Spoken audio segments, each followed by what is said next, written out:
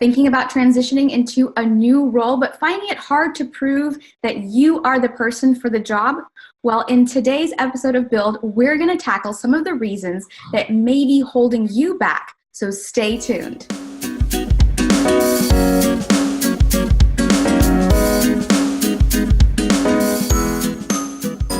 Welcome to Build, the show that debunks a number of myths and misconceptions related to building products, companies, and your career in tech. I'm your host, Purnima Vijay Shankar. Now, there comes a point in our careers where we want to level up or transition into a new role, and that means proving that we can do the job. But oftentimes, proving it means having the relevant experience, and if we don't quite have that relevant experience, it makes it hard to prove ourselves to recruiters or hiring managers. And all those rejections make it seem like we're better off staying in our current role, or hope that someone will acknowledge our skills, talents, and efforts. But we can't build a career on hope alone. So in today's episode, we're going to share what holds people back from advocating for themselves successfully. And in the next episode, we'll share some strategies to help you transition into that new role and prove that you can get the job done. And to help us out, I've invited Amy Sun, who is a partner at Sequoia Capital, a venture capital firm. Prior to being a venture capitalist, Amy held roles as a product manager, a growth marketer, a product marketer, and a snowboarding instructor. Thanks for joining us today, Amy. Thank you so much for having me, Purnima. I'm really excited to share a little bit about my career and the transitions that I've made and the challenges that I faced along the way and how I've overcome them. Yeah.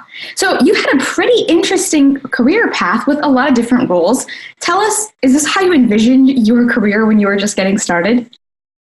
Absolutely not. And I think after school, I really didn't have a clear idea of how I wanted my career to shape up. And I think a lot of us are in that same boat. You know, I graduated with an economics degree. I knew I wanted to do something in business related to technology, but really, I didn't even really know what the different options entailed and what I would be doing in those career paths. I feel like I just happened to land in a marketing job right after school at Microsoft, mainly just because they did on-campus recruiting and they were hiring for non-technical roles, and which wasn't very common for other tech companies at the time. And I found myself in that career. And I feel that where you end up in your first job tends to dictate it does have a pretty large impact on your kind of career trajectory. And due to a little bit of luck, a little bit of planning, and just sort of exploring the different landscapes sort of along the way, I ended up in the career path that I've taken today. But I would definitely say that it was not clearly planned. So you've been through a number of transitions. Did you find that each one was smooth? And if not, what were some sticky points for you? Absolutely. So I want to quickly just go over all the career transitions I've made. Mm-hmm. And so my thinking as I was going through each step, it definitely wasn't smooth. And a lot of it was happenstance. Once you are in a role and you're exposed to other roles and other people in those roles, then you understand, oh, this is something I would like to do. And in other jobs, you don't get exposure to as many different other career paths, and so you don't even know that if there's a job that you'd be interested in doing.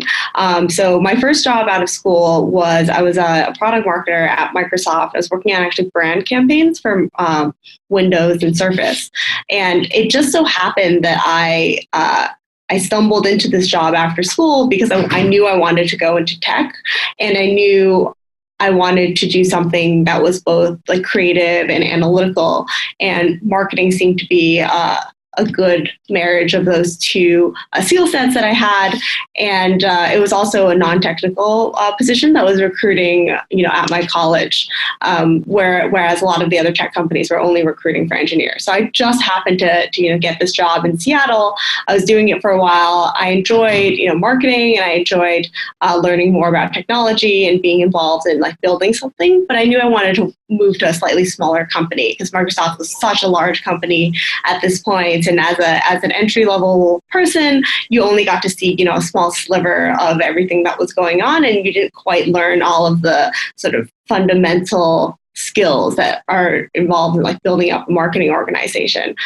So I discovered Uber while I was living in Seattle, and I didn't own a car. And so it just made my life a lot easier. And I knew it was a startup. So I wanted to go and have the chance to build something sort of more from the ground up. And Uber had not hired a marketing team at this point. And so they were trying to recruit for their first handful of marketers to go and build out this function from the ground up. And leveraging my experience there, I applied for the growth marketing team and got a job there. And because I had marketing experience, and they were looking for someone with experience, but also who was young and hardworking and scrappy, it was a good fit. And the job was somewhat similar, even though like actually the day-to-day was very, very different.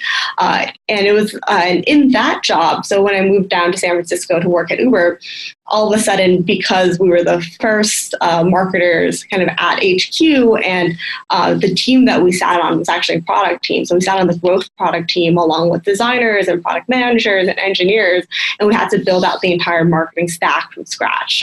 So everything from how the data was warehoused to what the sign-up pages look like to the APIs that connected like Google and Facebook with Uber's internal systems. All of a sudden, I had exposure to engineering and design and product management, and I got to interact with that group of people on a day-to-day basis, which I did not have at my job at Microsoft.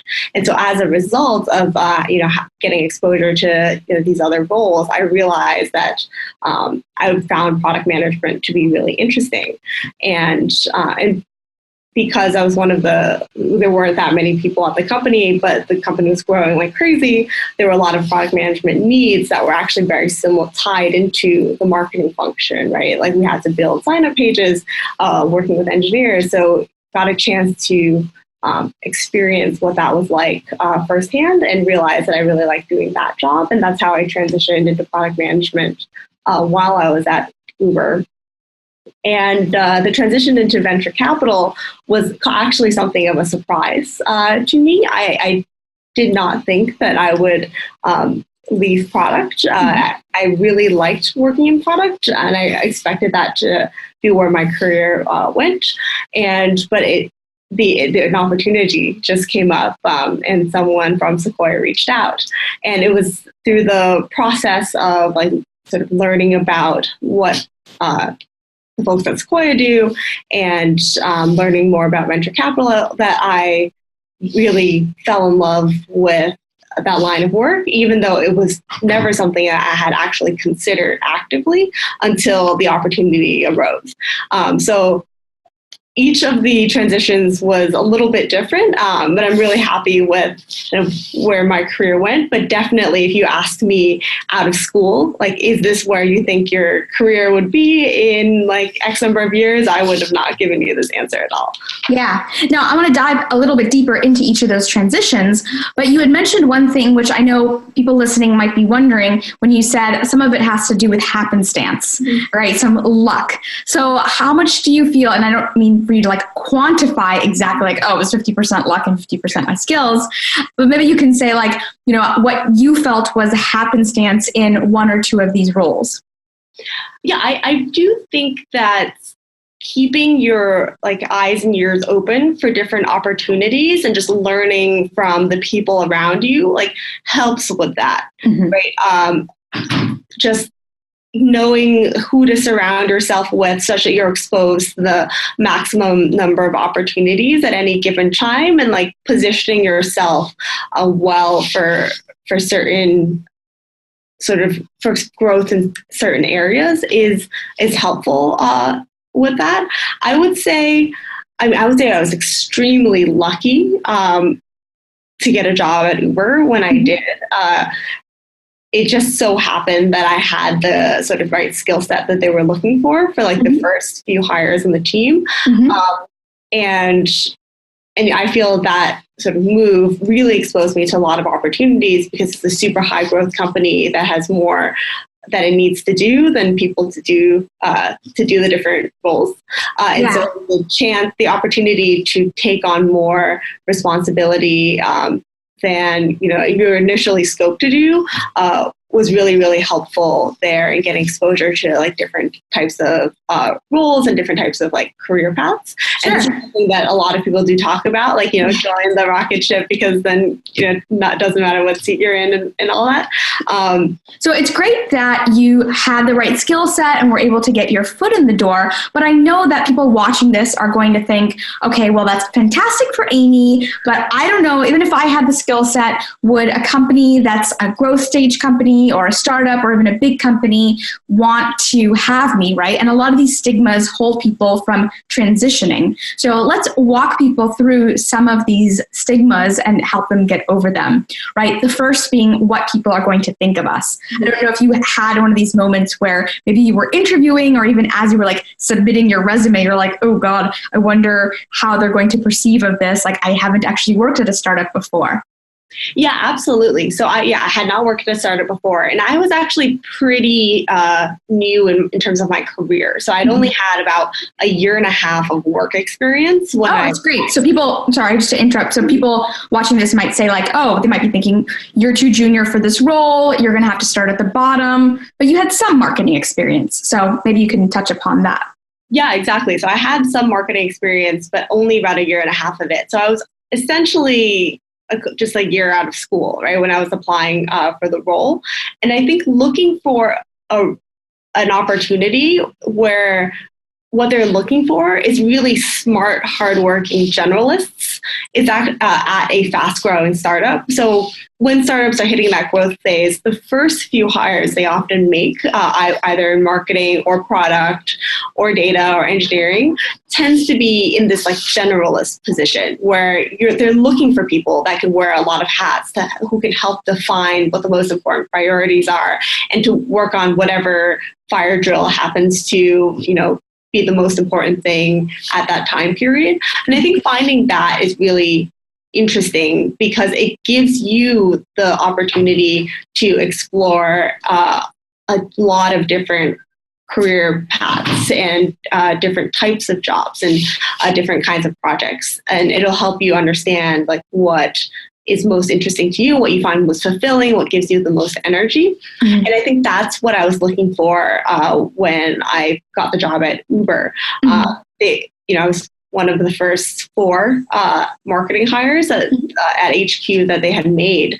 And as a result, we had a very loosely defined mission and the chance to explore a lot of different kinds of projects. So I definitely did feel the stigma of like, oh, I've never worked at a startup before. I've never, actually run a campaign before, like end to end, because like Microsoft relied a lot on agencies to do kind of do the sort of nitty gritty work. But as a result, by positioning yourself as like a super hardworking, like smart generalist that is willing to, that's not, caught up in certain ways and just willing to learn and willing to work hard, I think you can overcome a lot of that, especially if you're applying to a more generalist position at a startup.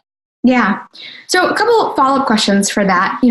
The one is, how do you actually suss that out? Because I think a lot of people listening might be concerned saying like, well, I don't know if I am a generalist, or like you mentioned, being a year and a half out of school, do I have the right skill set? And if I am missing a particular skill set, is that going to be okay? So how do you suss that out? And how do you get a sense of if you're missing experience, it's okay? I think just having a willingness to learn and an excitement to build and kind of keeping an open mind is just really, really helpful because the industry itself changes so quickly these days. So whether you're an engineer or a designer or a marketer, like just the landscape is constantly changing. Your skills constantly need to adapt. So just being an open-minded, hardworking kind of person and positioning yourself that way, I think it's actually, and not getting yourself into the mindset of like, oh, I don't have like, mobile ads experience, or I don't have this experience using, this kind of software, or this I don't know how to code in this language. Instead of thinking that way, rather positioning yourself as someone that's like hungry, eager to learn, very adaptable, and hardworking. I feel it's actually better for both the employer and yourself, because even in the role itself, you're going to constantly need to learn to keep pace with rapidly changing technology landscape. Yeah. And so how can you show that if you don't have the experience to draw upon? I think actually just stating that, right? As just letting your employer know, being like, hey, I know you're looking for XYZ. I don't have that experience today, but I'm very willing to learn. And I'm a fast learner. Actually doing some of the research yourself and just sort of positioning it that way, I think actually goes a long way, and can be. I think it can be as powerful as if you had many years of experience in the field, and also doing some like homework on the side too. So even if you've never, say like I've never been an investor before, like I've never been a professional investor before, but doing some research on some interesting companies and like understanding how investors think about companies and founders and different growth tactics and things like that, and how to be helpful. Doing some homework on the side, learning about what you want to build and just showing that capacity to learn and grow will often drive a lot of confidence in hiring managers.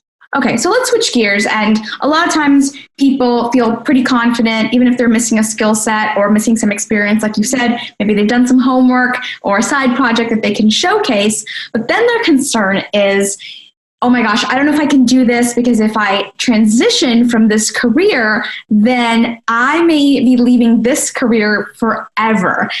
How will an employer view that? Or is it even possible if I don't like that new career, can I come back? Yeah, so I felt this way a lot. So I was pretty successful in my marketing career at Uber. I had just started leading a team. I felt like I was getting a lot of the trust of leadership and an opportunity. And then I decided that I actually wanted to be a product manager. And there were a lot of stigmas and a lot of pushback to when I was thinking of transitioning into product. So the impetus of it was that marketing, it used to be a part of the product organization, but as the company grows, it makes sense for marketing to be its own organization, and for product to be, and for it to be separate from product. And when that change came, I decided that I'd rather stay with the product org rather than stay with marketing. And that's not just a decision you make. Like I actually had to interview and had to do this trial period to make sure that, I could do the job. And that was really hard because there was a ton of stigmas associated with transitioning from marketing into product. I didn't have an engineering degree. I studied economics, and I was not technical enough to be a product manager on paper.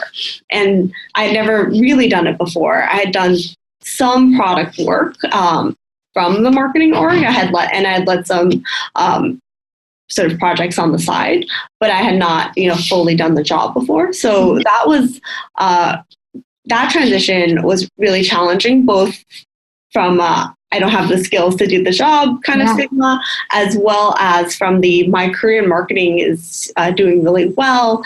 And I feel like I know what I need to do to be successful in my current job. Do I want to leave that comfort and jump into a job where everyone is telling me I'm not qualified to do the job?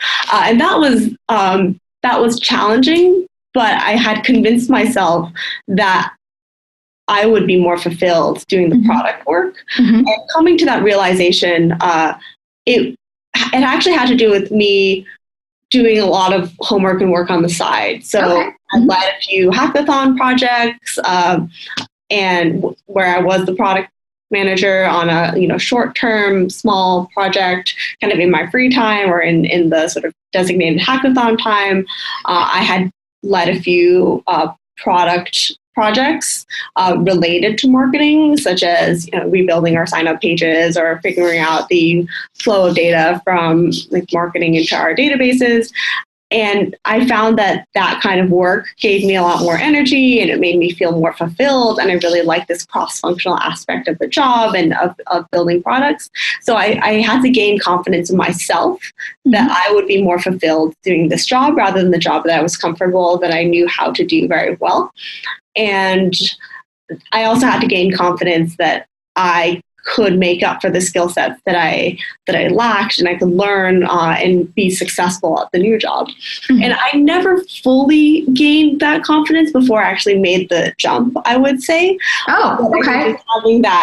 Having the capacity to learn and to like be willing to take on that risk. Yeah. Was important. Otherwise, like if you're waiting for all the stars to align, it might never actually happen.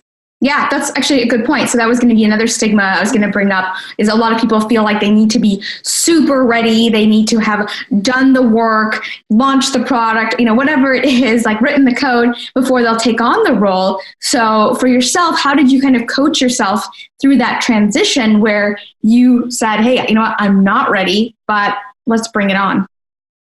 Yeah, so I had already felt like this job was one that I would rather do, that I would be more fulfilled being a product manager, and that was a career I was interested in exploring.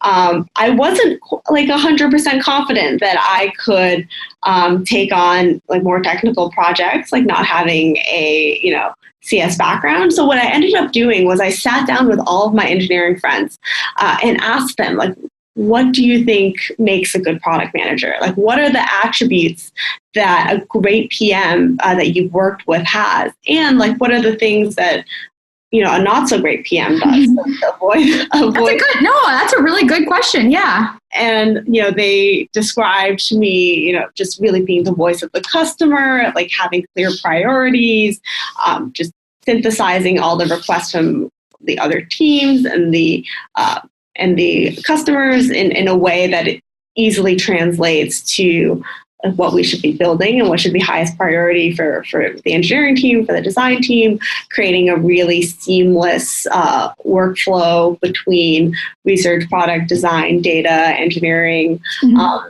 being a good leader, helping the team like find purpose and a mission, and getting everyone really excited to do the job. And then through these conversations, I got a better sense of what it meant to be a PM.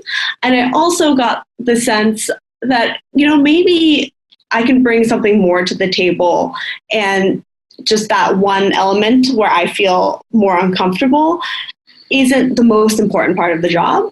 And that and I could continue to learn on that front, but I should just try now and a lot, because you learn a lot faster when you're uncomfortable on the job than you are kind of preparing in the background. Because you don't really know what kind of challenges you'll face until you're actually, doing the job. And then in those situations, there's more pressure to learn. And so I was just like, I'll just go for it and then see what happens. And, if it doesn't work out, it doesn't work out. But I think trying to over prepare isn't helping. So. Yeah.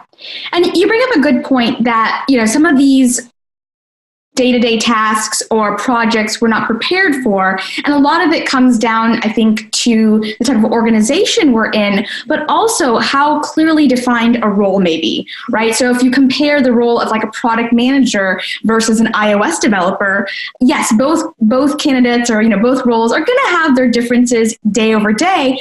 But, having been a developer, I can honestly say, being that iOS developer, your days are going to be fairly similar, fairly straightforward versus a product manager, right? And I think that often trips people up when the roles aren't clearly defined. So was that a concern for you, or how do you kind of think through that? Yeah, absolutely. And I think a product manager is a role especially that varies so much from organization to organization and team to team. So in addition to chatting with my engineering friends, I also spoke to, designers, researchers, data scientists, and other product managers. So I actually shadowed a couple of other product managers. Oh, that's awesome. Yeah. Just like, can I sit in a couple of meetings, see what you do, understand like how you're thinking about both setting goals for the team, like organizing the roadmap and as well as on the day-to-day, like how you run both your team meetings and meetings with other teams. Mm-hmm. And they were really kind and really open to like allowing me to shadow them a little bit. And I just took notes in the meeting. And as a result, got a better feel of what a day looks like mm-hmm. for a product manager and whether I was excited about having my day look like that too. Because I do feel like from the outside, it's easy to glamorize certain jobs, especially like, if you're an engineer and you're looking at like the PM is like presenting in front of the company and, setting out the vision and doing all this like cool stuff.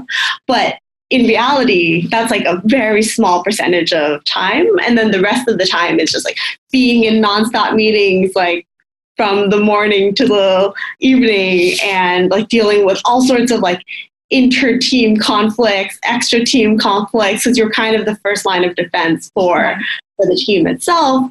And then some people, if they're only thinking of like the glamorous parts of the job, like when they're actually in it, they're like, oh, I didn't really know what I was getting myself into. I didn't think that this was what the actual job is like.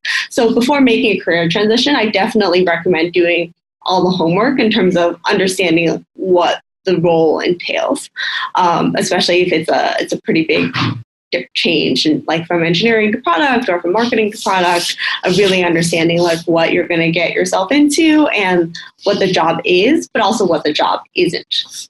No, I think that's awesome advice and really wise words. And I love the part that you added about glamorizing, because for me, even when I started off as a software engineer, I certainly glamorized the role. And this was pre-Silicon Valley HBO or anything out there, really. And so, but for whatever reason in my head, I had already glamorized it. And then the day-to-day was certainly fun, but a little grittier. It was definitely that 80-20. And I hadn't quite understood that because, in college or in an internship, everything is super fun. So you're absolutely right. Having a chance to shadow people and get a sense of what's the day-to-day look like, both the good, the bad, and the ugly, I think is really valuable. Any final words of wisdom for our audience out there who are thinking about a transition, maybe holding themselves back still, even after all these great tips that you've given them? I also just want to add that I don't think it is kind of black and white in terms of like you transition, you leave this other job forever. I've actually seen a lot of people like move between jobs, and it's not as final of a decision as I think some people like think it is. I've seen people push from product engineering into product and back into engineering when they realize that that's what they really preferred. I've seen, people be operators and then venture capitalists and then move back to becoming a founder. And I think today and if you think about your, like basically your career as like the sum of all the knowledge that you have, it's not like you're throwing away all the experience that you've had in the past to start from ground zero, from scratch. Because I've actually found that even today, like the marketing experience is actually really useful for when I'm investing. And it was really useful for when I was building products, just thinking about user acquisition and customer journeys and things like that. And that you're kind of a sum of all the experiences that you have. And that having a diverse set, if you've been an engineer and a PM and a marketer or a designer, it actually makes you more uniquely qualified for different roles. So rather than like holding yourself back by thinking, oh, I don't want to start from the ground and all of my experience before was useless, just think about it as compounding upon each other. I actually think when I was transitioning into venture capital, they mentioned that my experience with marketing and growth was what they were looking for because it was extremely relevant for growth stage companies. And I had never thought that my product and marketing experience would make me somehow an interesting candidate for VC, but that's kind of how it ended up. Yeah, no, that makes a lot of sense. And that's good to have those conversations to suss out what people may be seeing in you as a candidate rather than what you see just given, you've written the resume or the LinkedIn profile, but other people may be gleaning more based on knowing more about the role and what they have envisioned for it. So I think those are awesome words to end on. Awesome. Thank you. You're welcome. Well, thank you, Amy, for sharing all of this wisdom with us in today's episode. That's it for this episode of Build. Be sure to subscribe to our YouTube channel to receive the next episode, where Amy is going to share some more concrete strategies for making the transition happen. Ciao for now. Build is brought to you by amazing patrons. Our platinum patrons are Andrea Goulet, CEO and co-founder of Corgi Bites; Charbel Saman, founder of Sprintwell; Dee Gill, founder of Chime On; Jamie Hand, and Lauren Hassan, CEO and founder of Developer, as well as the following patrons. If you'd like to join them and support Build, please visit patreon.com/build. In exchange for your support, you'll receive perks like advanced copies of our books from authors highlighted on the show, special pricing on upcoming Femgineer courses, and more.